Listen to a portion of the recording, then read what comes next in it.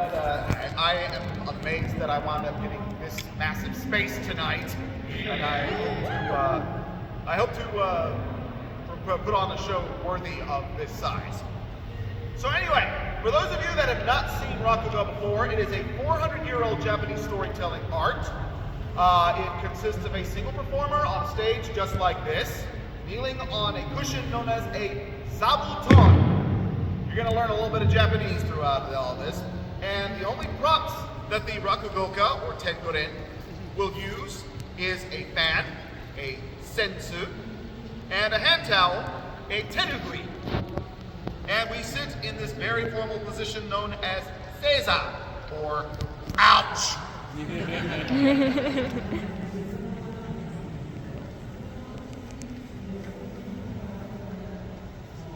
How's that? Check, check. Is it on? Oh, there we go. Hey! All right, so welcome once again, ladies and gentlemen, now that we can properly be heard, and I don't have to worry about shouting my voice out, because I've got 3 more shows this weekend to worry about. Awesome. All right, I have several I have a lot of brand new stories to tell this weekend. We're going to start tonight with a little bit about vendors and salesmen, because everybody knows the big thing that happens at AWA on Thursday night, the Super Happy Fun Sale. Figured it was a nice little thematic element to just talk about the crazy antics that people that try to sell stuff get up to in old Edo, Japan. And we'll start tonight by asking for just a little experiment. Everybody, just imagine you're walking down the street in Edo, Japan right now. It's a nice sunny day, late spring, early summer, nice and warm out. You got your kimono on. You're just strolling down the lane, and you see all these food stalls and vendors. Everybody's setting up all the way there. And then there's me. I'm standing in front of a stall of toads. And I've got my hachimaki, which is a knotted headband that goes around my head. And I'm wearing hakama pants, the pleated pants that you see samurai wear as well. So I've got my jinbei, my hakama, my hachimaki, and I'm standing in a dramatic stance. Kind of hard to do when you're kneeling down, but I'll try to make do. And I launch into my sales pitch like a modern day, like an Edo era Billy Mays. Ladies and gentlemen, if you've got time to spare, why don't you stay and listen to my presentation? A traveler out on the snowy mountains peeked out from under his bamboo hat, and he could find that he was no longer able to tell what was real and what was not. He heard the temple bell ring in the distance. Boom. And he knew the temple boy had struck the bell, but whether it was the bell that resonated or the hammer, he could not say.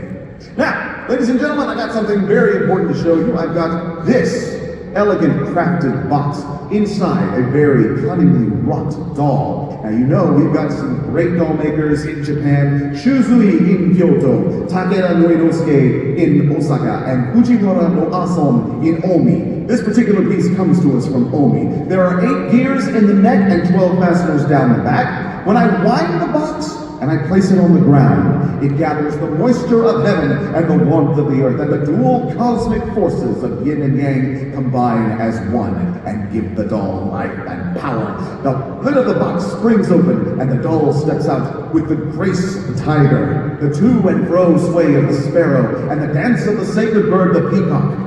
All in all, this doll can dance in a dozen different ways. If you're interested in this, speak to me afterwards. Right now, ladies and gentlemen, what I want to tell you about are these, my very special toads. Now, these toads cannot just be found anywhere. You can't just find these hopping around underneath your front porch. These toads come from all the way in the snowy north, the foot of Mount Tsukuba in the north. They're very auspicious toads known as 4-6 toads. They have 4 toes on their front legs and 6 toes on their hind legs. Now, what makes these toads very, very special? They're medicine. We can use them as medicine, ladies and gentlemen. Now, how do we use them as medicine? Now, don't worry. We don't harm the toads at all. Not a bit of physical harm comes to their tiny toady heads. What we do is we set up mirrors all around in a circle, and we string up a wire net in the center. Then we drive the toads out into the center. And then the toads, well, they have nothing to look at except each other and then their ugly reflections in the mirrors, and it makes them frustrated and sad and stressed out, and they sweat, and that sweat drips down drop by drop through the nets onto the ground. We collect it up, and we boil it in a kettle over a fire for 3 days and 3 nights on a fire made of willow branches, and finally, we add olive oil to make a valuable balm. Now, what can this balm do? Ladies and gentlemen, let me ask you, you got any aches, you got any pains, any cuts that need healing, any swellings, any hemorrhoids? This toad oil can do it all for you. And I'll tell you what, normally I sell 1 shell for 100 yen, but you've been such a great and attentive audience tonight, I'll do you a special favor. I'm going to sell you 2, that's right, 2 shells for 100 yen. But wait, there's more. This toad oil has almost magical properties. Did you know, ladies and gentlemen, that this toad oil can dull the edge of a blade? Now, here at my store, Toad-Oil, it's very, very well made, and it is extremely sharp. I don't want anybody getting hurt. But look at this. I toss a piece of paper in the air. 1 piece into 2, 2 into 4, 4 into 8, 8 into 16, 16 into 32, 32 into 64, 64 into... what comes next? Oh, 128!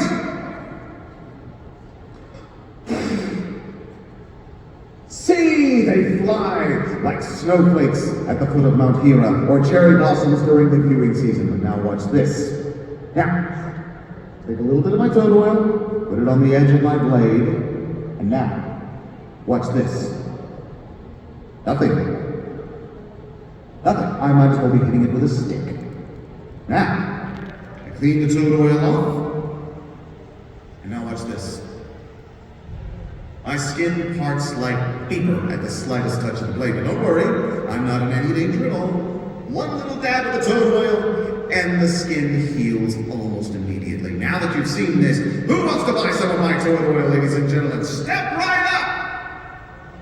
And thanks to the spirited presentation, the salesman sold quite a lot of toad oil, and he was very happy with his haul. He decided he was going to go to his favorite restaurant and eat a lot of food and drink a lot of sake. Then he decided maybe he'll try to sell the rest of his haul. So he decided to try to sell in his somewhat inebriated state, and it didn't work as well as he had planned. Ladies and gentlemen, if you're in a hurry, why don't you stop and listen to my presentation? What are you talking about? If we're in a hurry, why would we want to stop to listen to you? I don't know. Oh, what was it? Oh, man, the squid fell out of my mouth and got in my hand. I hate eating squid.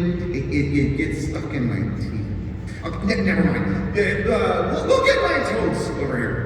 These are very special toads. They come from the foot of Mount Takao, far in the east. What do you mean? I've heard this story before. You find them at the foot of Mount Tsukuba, don't you? Yeah, never mind that.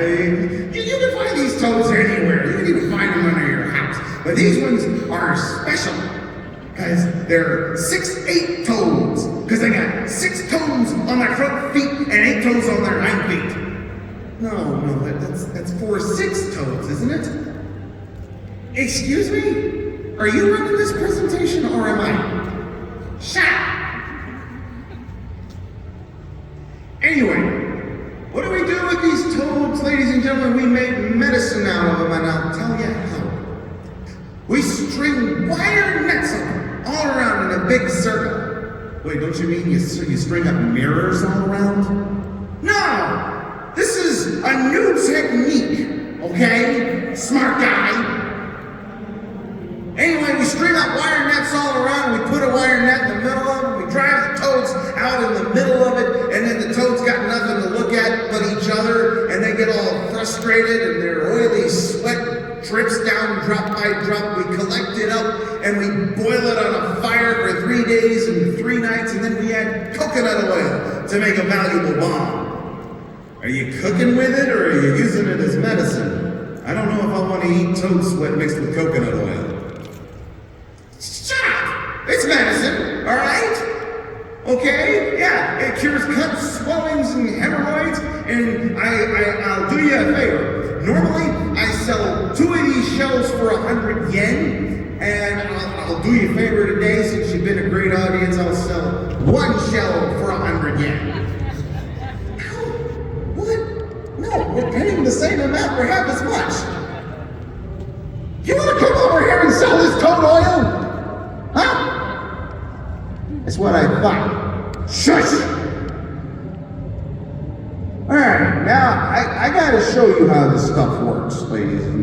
because you won't believe me until I show you. Here, let me get my sword out here now. I know this thing doesn't look all that great. It's kind of chipped and it's a little rusty, but it'll cut like the dickens. I'm telling you. Yeah, you can get a piece of paper and 1 into 2, 2 into 4, 4 into 5, 5 into 6. What? Whatever.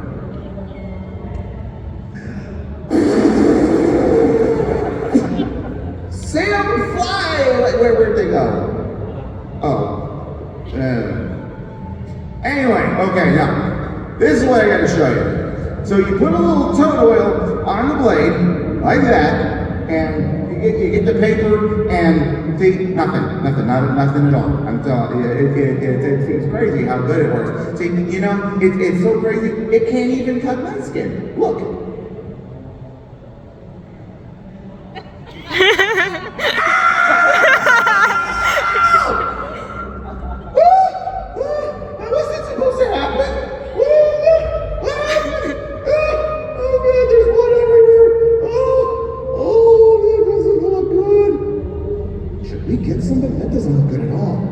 Yeah, I'll go get a guard. Hang on those there.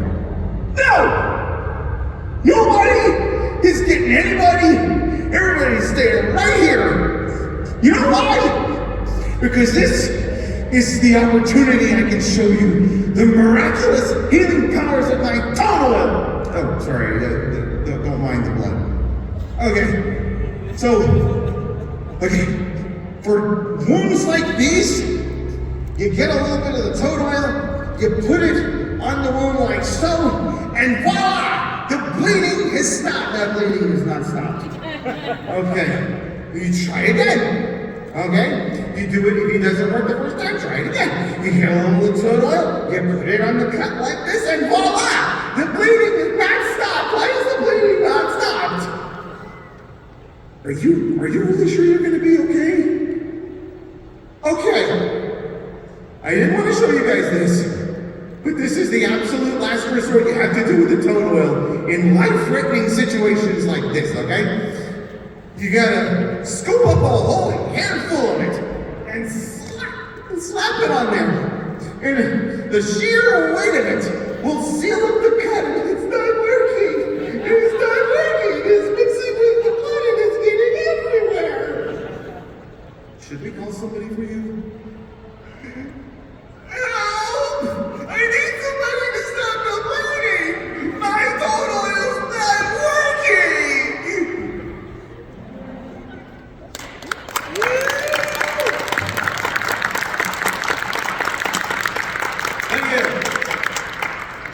Thank you. I did that last year for the stories of vendors and salesmen, but I decided to punch it up a little bit.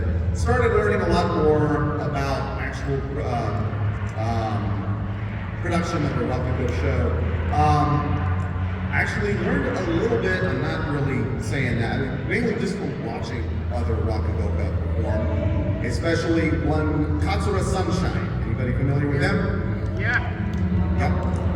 He is the second person in history that is not Japanese that has been recognized as a master by a Japanese school. His master is Katsura Bunshi VI, and he actually does Rakugo in English. And you can see him every month. He's actually doing a show this weekend at his Broadway show at the New World Stages, which is a really cool venue. My kids and I actually got to go see him last month. He invited me to come up to see his 5-year anniversary on Broadway. Incidentally, the reason I'm bringing him up as well is because my new fit is actually a custom designed kimono by Katsura Sunshine. He has a side business where he makes denim kimonos from Okayama denim, and it's really comfortable. It's awesome. I love this. It fits perfect. And it even has cute little touches too, like little rivets. You know, like on the jeans, they'll have like the little, like if you got Levi's jeans, they'll have Levi's on the rivets, right? On these rivets, it says Jugemu. So, But yeah, we got to go see Tons of Sunshine perform on stage. That was definitely a great experience. We actually got to see him earlier, back in September. He was actually a guest for Japan Fest in Blue, and that was a really good time as well. But I bring up Jugebu because now I'm going to move on to my next story. And this one features what's known in Rakugo as a stock character. Now, stock characters, there's a lot of characters. If you listen to a lot of different stories, you're going to hear the same names over and over again. You'll hear Hachigoro, you'll hear Gen, Inkyo, Yotaro. That's one in particular we're going to talk about here. And a lot of concepts of other stories will wind up playing into certain stories as well. Like this one right here, this is a short little one about two gentlemen trying to decide what to name a cat. So to decide what you wanted to name that cat, you got the other name. Yeah, I figured I'd give him something special. I wanted to give him that name of that Jugebu kid from that one Rakugo story. Oh, you mean that really long one? I don't know, that's a good idea. The cat will get fat. Fat? How do you mean? Well, think about it. Say it's the kitty's dinner time, and you get a nice big lump of tuna, and you bring it out, you put it in his bowl, and you call it. Here, Jugebu, Kokono, Suniki, Desu, Kaitari, Suigo, Suigo, Matsu, Matsu, Frai, Matsu, Kurero, Tokoro, Nisuku, Tokoro, Yabra, Kojiro, Kurukoji, Baibu, Baibu, Baibu, Surika, Surika, no, Kurinai, Kurinai, no, Pokopino, Pokorano, Joki, Meno, Josuke. Oh, there you are. Now, why did I call you? Oh, it's your dinner time and your bowl is empty, you poor little thing. You wait right there, I'll get you some more food. And then you go in and you get a lump of tuna, you bring it up, you put it in the bowl, and he's gone. And you're like, well, where'd the cat go? I thought he was starving. Oh, well, I'll call him again. Here,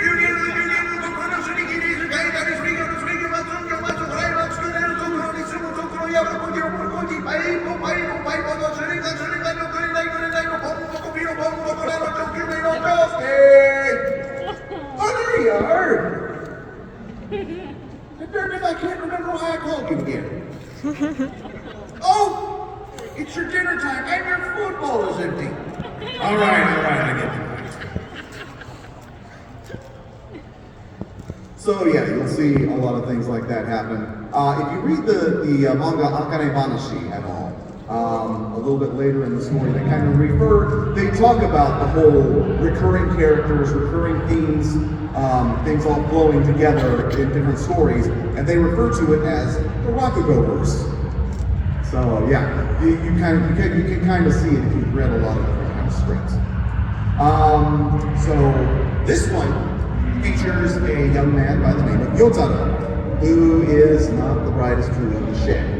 Poor little guy, the closest Western analog I can think of to him is Amelia Bedelia. Yeah, she's the lady that takes everything literally. And Yotaro kind of does the same thing too. You'll probably see that as we get ready to move into this particular story. He's come upon a very important time in his life. He's just turned 20 years old, which is a very important age in Japan. It's called Hatachi. It's considered coming of age. And so his uncle decides he needs to have a man-to-man talk with Yotaro. Yotaro! Come here, boy, I need to talk to you. Yes, uncle? What can I do for you? Boy, you and I need to have a serious talk. I hear you turned 20 the other day. Yeah, that's right, uncle. I just turned 20. Is that supposed to mean anything? Yeah, it means you're supposed to be a grown-up now. It means you're supposed to be helping run the house. Your mother came to me the other day and she was crying. She was very, very worried about you. Why? What for, uncle? Well, she's afraid you're not going to be able to make your way in the world. That's why she asked me to come help you. So today, my boy, I'm going to teach you how to become a grocer, just like me and just like your dad. What we're going to do is we're going to have you sell pumpkins. We had a lot of pumpkins as our harvest this year, so we're going to give you some pumpkins to sell. Well, pumpkins are cool. I want to sell a vegetable that's cool. You're going to sell pumpkins because you look like a pumpkin. Now listen, main thing to remember is when you're walking down the street, you need to make sure to yell in a clear, loud voice. Get everyone's attention. Get them to see you, get them to hear what you got to sell, and just let them know, hey, I got stuff to sell here, you want to buy it, come on over. Now, some people may not want to buy, they may just want to sit and talk with you. Let them talk, don't get angry. That's fine, they may be your future customers. And a very, very important thing, you need to sell the pumpkins sky high.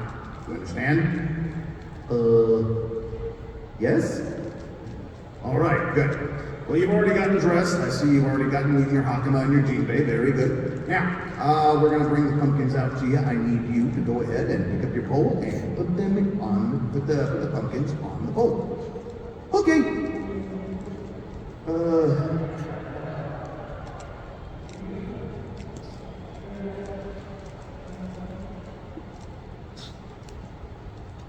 Yotaro, what are you doing? No, you can't put the pumpkins on the pole like that. You're going to ruin the pumpkins. No, you don't put the pumpkins themselves on the pole. You need to put the pumpkins in the buckets on the pole. Oh!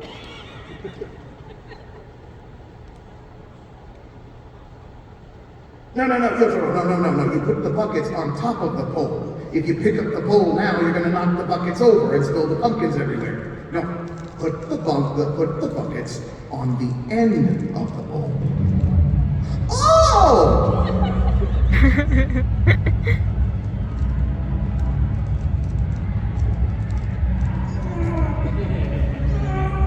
It's heavy, Uncle! No, Yotaro, no, you put both pumpkin buckets on one end of the pole. You try to pick it up like that, you're going to break it. Put one bucket on each end of the pole. Oh!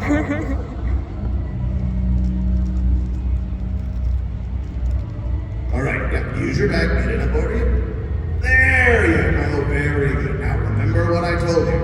You gotta sell the pumpkins sky high. The big ones sell for 15 yen each, the little ones sell for 10 yen each. You got it? Yes, sir. Remember, don't stand on the street. Don't stand on the big streets. Go down little alleyways and stuff. Make a lot of racket, get a lot of people to notice you, and then try to sell them all sky high. You got it?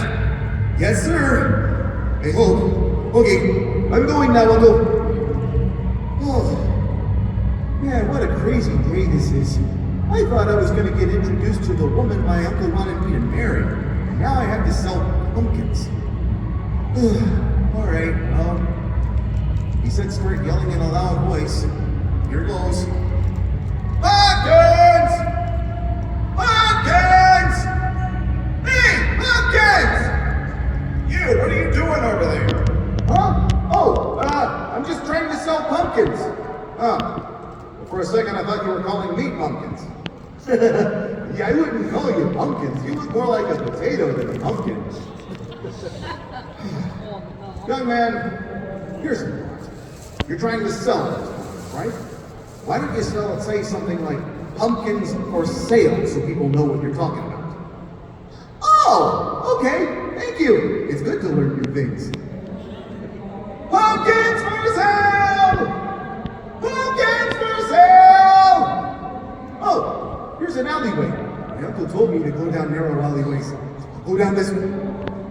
Pumpkins for sale! Pumpkins for... Uh-oh.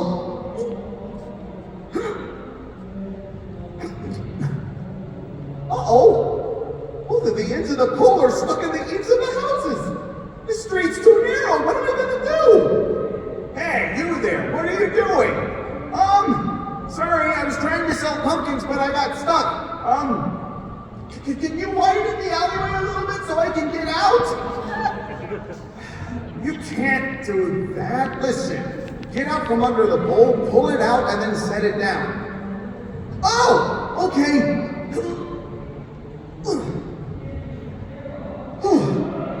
Thank you. You idiot. You busted up the eaves of the houses. I ought to smack you. Well, okay, but would you mind buying some of my pumpkins before you smack me? You don't mind getting hit so long as you make a sale, huh? That's good work ethic. I like that. So, you're selling pumpkins, eh? Yes. Pumpkins for sale! You don't have to yell. I'm standing right in front of you. Sorry. Pumpkins for sale? All right, so you got pumpkins, huh? Well, where are they from? I think they come from Cambodia. Oh, you got these imported all the way from Cambodia, huh? Well, that's interesting. How much you selling them for? The big ones sell for 15 yen each, and the little ones sell for 10 yen each. All right, that's a good price. I'll tell you what, I'll take 3 of the big ones. And I only have 100 yen coin. Do you have change? No, but I'll tell you what, I can give you a special. I can sell all 20 pumpkins to you for 100 yen. That's not very good business, young man. I don't understand what you're trying to do out of it. Young man? Young man, what are you doing? I'm looking up at the sky. You see something interesting up there, do you? Oh, no. My uncle told me that I had to sell the pumpkin sky high. I didn't quite know what he meant, so I'm just gonna stare up at the sky. I don't think that's what your uncle means. Oh, look. All of our neighbors have come out. All that ruckus you caused brought everybody out. I'll give you a hand. You seem like a good enough kid. Hey, everybody! This guy's got good pumpkins here. He's a little bit of an idiot, but he's got good pumpkins. So, come on over and buy them. Hey, if you can't afford any, I'll cover you. And so, with the gentleman's help, they sold all the pumpkins. All right, young man, we got all your pumpkins sold. Here's the money you made. Thank you. You should definitely thank me. I did all the work for you while you stood there looking up at the sky. You are welcome. You seem like a good enough kid, but you need a little bit of help figuring out how to sell things. Anyway, go on, little kid. I'll see you later. And so Yotaro returned home. Yotaro, you're home already. You didn't give up, did you? Come on, I know business is tough, but... Oh, the pumpkins are done. Well, come in. Boy, how did you do all of that? A man helped me sell all the pumpkins while I looked up at the sky the whole time. Okay, well, just show me the proceeds. I want to know what you made. What I made? What do you mean? Well, I mean, you did what I said. You sold them sky high, didn't you? Well, yeah. I sold the big pumpkins for 15 yen each and the little ones for 10 yen each. No, Yotaro, that's the net price. I didn't use a net to carry the pumpkins. I used a pull-in bucket. Shouldn't that be the pull-in bucket price? No, Yotaro, no. The net price is how much it costs for us to grow the pumpkins. The big pumpkins cost 15 yen each to grow, and the little ones cost 10 yen each to grow. I mean, if you're gonna sell things for the net price, you might as well not even bother doing anything at all. You're better off just staying at home and sleeping all day. That sounds like a great idea. Can I do that? No! You're gonna learn to be a good grocer like your uncle and your father. All right. Let me put it to you this way. What you're gonna do this time is you're gonna sell more pumpkins, and you're gonna sell them just the way you did before, but this time you're gonna sell the big ones for 17 yen each, and the little ones for 12 yen each. That way you make a 2 yen profit on each one. You have to be able to make a profit when you sell things, boy. Otherwise you're never gonna be able to feed your wife and children. But I don't have a wife or children. Someday you will, I hope. But then how are you going to feed them? With chopsticks and a rice bowl. That's not what I mean. Use a knife and fork. Stop it! Oh, I'm getting a headache talking to you. Look, just sell the big ones for 17 yen each and the little ones for 12 yen each. Do exactly the same thing you did before, but make a little bit more money. Please. Now go! Wow. This day has been one weird thing after another. I'll never understand business. I thought selling things sky high meant looking up at the sky, but it turns out I have to sell things for more than it cost? This is so weird. Oh, where am I? I wound up in the same place as before. Oh, young man, you're back. Did you forget something? Oh, no. I brought more pumpkins, though. Would you like some more? Come on. I bought a lot from you to begin with.